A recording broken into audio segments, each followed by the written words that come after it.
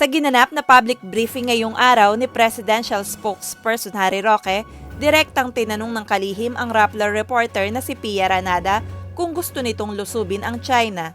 Ito ay matapos nitong questionin ang ginagawa ng administrasyon sa kabila ng sigalot sa West Philippine Sea. Tanong pa ni Pia, polisiya daw ba ng administrasyon na hayaan na lamang ang mga Chinese sa pinag-aagawang teritoryo? Yes, sir. Sir, the aspects of the West Philippine Sea issue the President wants to focus on, like yun nga, yung loss of Scarborough Shoal and Mischief Reef, is this deflecting blame? Because the issue now is not what happened during the previous government, which everyone agrees naman the President cannot control. But the issue here, critics are saying, is what the Duterte government is doing now. So, do you agree that this is deflecting blame? And if not, why not? Not at all. Because under the Duterte administration, wala po tayong bagong teritoryong nawala. Naging mainit po ang pagkakaibigan natin sa China. Wala naman pong bagong threat na ginagawa ang China laban sa atin. So, what is there to deflect? We are now enjoying the renaissance as far as Philippine-Chinese relations is concerned.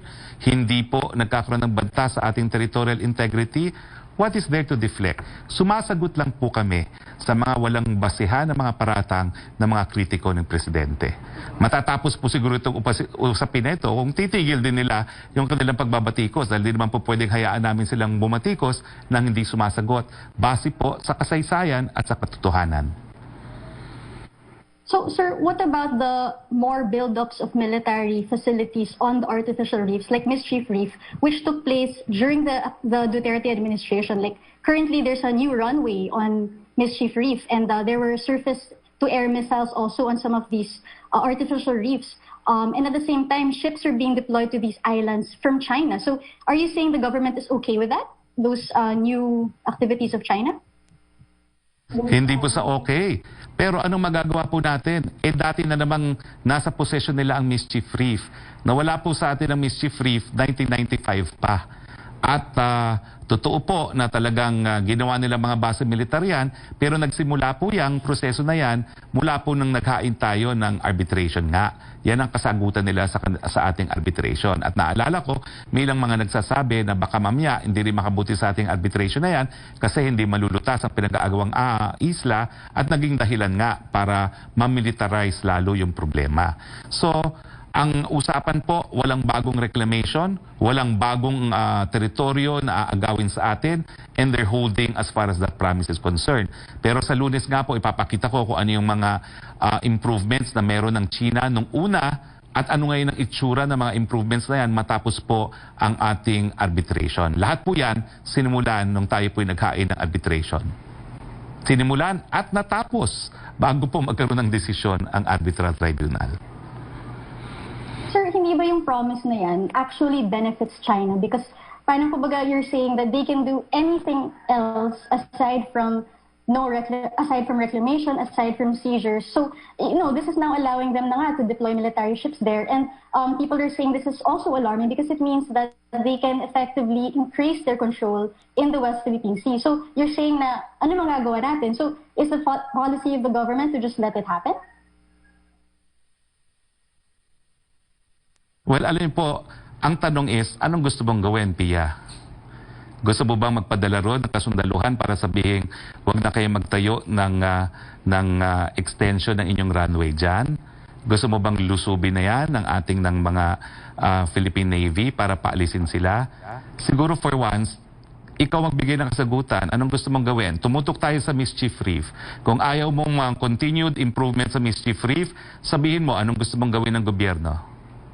Well, ako hindi po ako expert on this, but the experts who have spoken in public are saying that for one thing, the Philippines can increase its presence there. It can also resume some of its mga exercises with other countries, other powers, which have the military might that could control China or at least get them to behave better in that area. Which these are things which I think the President has not been keen. Okay, sa tingin mo ba?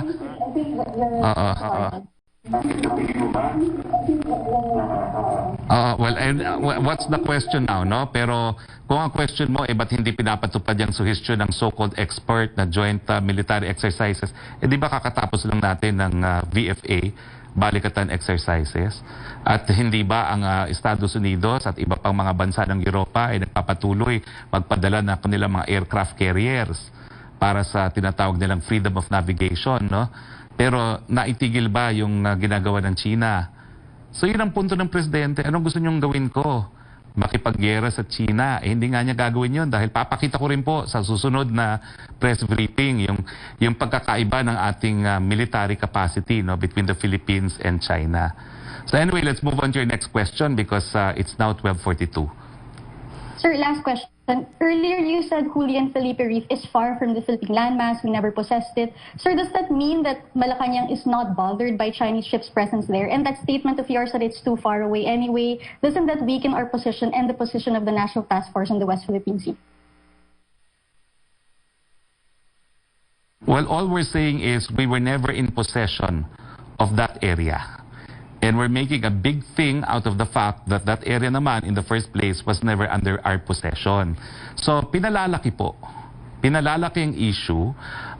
Ang issue po talaga dyan is, unang-una, fishing. Kasi alam mo, hindi po yan kabahagi ng ating EEZ, ha, yung Julian Felipe. Labas po yan. Ganyan pong kalayo yan. Kaya lang, meron tayong claim doon sa Julian Felipe as an island.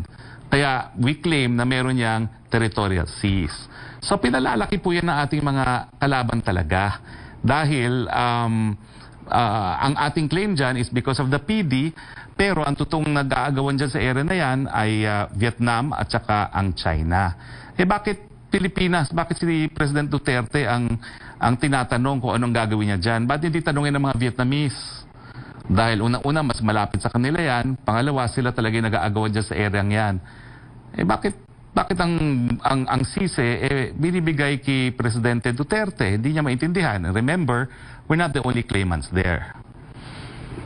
Sa susunod nga, papakita ko po yung West Philippine Sea, kung nasaan tayo at nasa ng Julian Felipe. Ang problema dun sa mapang gagamitin ko kanina sana, hindi makita kung nasaan yung Julian Felipe kasi yung, kumbaga, naka-zoom na portion ng mapa kung nasaan yung mga isla natin, napakalayo dun sa Julian Felipe. Pero it doesn't weaken anything kasi hindi naman natin ginigive up yung claim natin to Julian Felipe pursuant to Marcos appending Julian Felipe into the territory of the Philippines. That is our evidence of effective occupation. Okay? Thank you, Pia. Marami pong salamat sa inyong panonood. Huwag niyo po kalimutang mag-like, mag-komento at mag-subscribe.